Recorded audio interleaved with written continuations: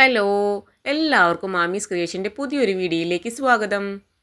ഒരുപാട് നാളായി ഞാൻ ഗുരുവായൂർ അമ്പലത്തിൽ പോകണമെന്ന് ഇങ്ങനെ വിചാരിച്ചിട്ടിരിക്കുന്നു. പക്ഷേ കുക്കു ചെറിയ കുട്ടിയായതുകൊണ്ട് തന്നെ നമുക്ക് അമ്പലത്തിൽ പോകാനും അതുപോലെ ക്യൂവിലൊക്കെ നിന്നിട്ട് തൊഴാനൊക്കെ ഒരുപാട് ബുദ്ധിമുട്ടാണ്. അപ്പോൾ ഞങ്ങൾ ഇന്ന് വൈകുന്നേരം ഒന്ന് അമ്പലത്തിൽ പോയാലോ എന്ന് വിചാരിച്ച് 4 മണിക്ക് ആയപ്പോൾ വീട്ടിൽ നിന്ന് ഇറങ്ങിയിട്ടോ.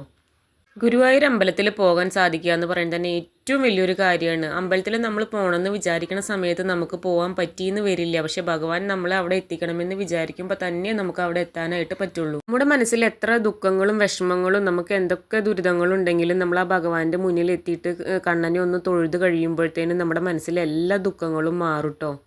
വൈകുന്നേരം നേരമായതുകൊണ്ടാണോ എന്താണെന്നറിയില്ല, ഞങ്ങൾ ചെന്നപ്പോൾ അധികം തിരക്കൊന്നും അവിടെ ഉണ്ടായിരുന്നില്ല. ഇത്ര തിരക്കൊഴിഞ്ഞിട്ട് അമ്പലം ആദ്യമായിട്ടാണ് കാണുന്നത്. ഇന്ന് അത്തം ദിവസമായതുകൊണ്ട് തന്നെ ഗുരുവായൂർ അമ്പലത്തിൻ്റെ മുന്നിൽ നടക്കി നേരെ പൂക്കളൊക്കെ ഇട്ടിട്ടുണ്ടായിരുന്നു കേട്ടോ.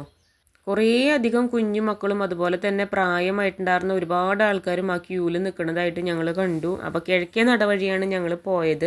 കിഴക്കേ നടവഴി ചെല്ലുമ്പോൾ അവിടെ മഞ്ജുളാലും വലിയൊരു ഗരുഡൻ്റെ പ്രതിമയും ഒക്കെ കാണാനായിട്ട് കഴിഞ്ഞു.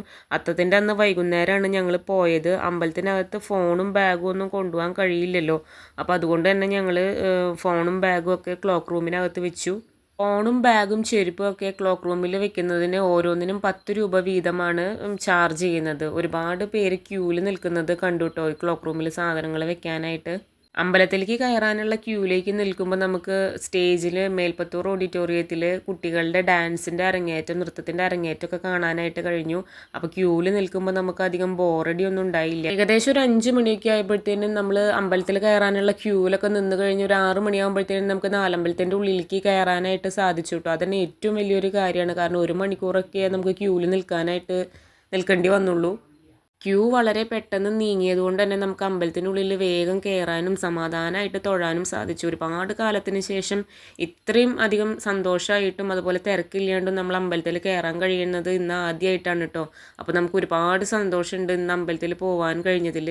അമ്പലത്തിൽ തൊഴുത് കഴിഞ്ഞ് ഞങ്ങൾ പുറത്തേക്ക് ഇറങ്ങിക്കഴിഞ്ഞപ്പോൾ അത്തപ്പൂക്കളത്തിൻ്റെ മുന്നിലൊക്കെ ഒന്ന് പോയി നിന്ന് നോക്കിയിട്ടോ. നല്ല ഭംഗിയായിട്ട് തന്നെ അവർ അത്തപ്പൂക്കളം ഇട്ടിട്ടുണ്ട്. അപ്പോൾ എല്ലാവരും ആ അത്തപ്പൂക്കളത്തിന് ചുറ്റും നിന്നിട്ട് ഫോട്ടോ എടുക്കുന്നതൊക്കെ കണ്ടു. ഞങ്ങൾ ചെന്നതിൻ്റെ പിറ്റേ ദിവസം വിനായക ചതുർത്ഥി ആയതുകൊണ്ട് തന്നെ ഗണപതി ഭഗവാന്റെ വലിയൊരു പ്രതിമ നല്ല ഭംഗിയിൽ തന്നെ ഗുരുവായൂർ അമ്പലത്തിൻ്റെ മുന്നിൽ വെച്ചിരിക്കുന്നത് ഞങ്ങൾ കണ്ടു കേട്ടോ. അപ്പോൾ കുക്കുവിന് അതൊക്കെ കാണിച്ചു കൊടുത്തിട്ട് ഞങ്ങൾ നേരെ അമ്പലത്തിൻ്റെ പുറത്തൊക്കെ ഒന്ന് ചുറ്റി നടന്ന് കണ്ടു. പിന്നെ അവൾക്ക് വേണ്ട സാധനങ്ങളൊക്കെ മേടിച്ചു കൊടുത്തു.